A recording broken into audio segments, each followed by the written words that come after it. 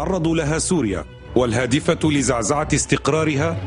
والحرب الإعلامية المرافقة لها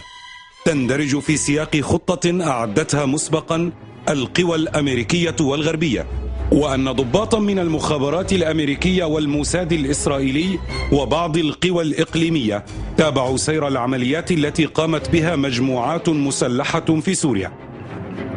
هذا ليس كلام المحللين السياسيين السوريين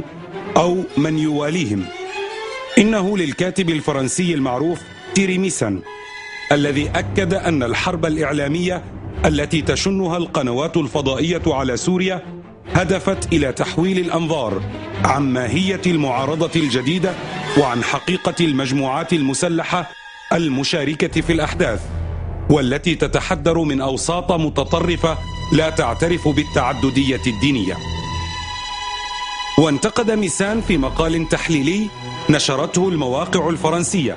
لجوء هذه القنوات إلى قلب الحقائق وتلفيق الأحداث عبر استغلال بعض صور المجموعات المسلحة التي تطلق النار عشوائيا على المارة وقوات حفظ النظام معا، وتصويرها على أنها من فعل أجهزة حكومية، مؤكدا أن الجيش لم يقمع المتظاهرين كما تدعي هذه الوسائل الإعلامية، لكنه كان يتصدى للمجموعات المسلحة ومحاولات زعزعة الأمن. ميسان قال إن هذه الخطة التي تستهدف سوريا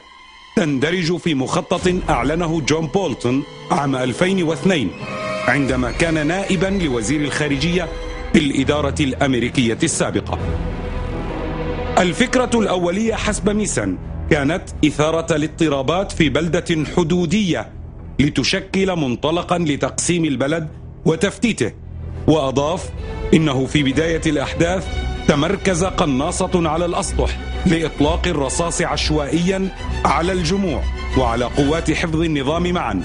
لتأجيج الوضع في إطار خطة تنفذ في المناطق الحدودية لتأمين قاعدة خلفية لهم على غرار ما شهدته مدن حدودية مع لبنان وتركيا. مدير الإدارة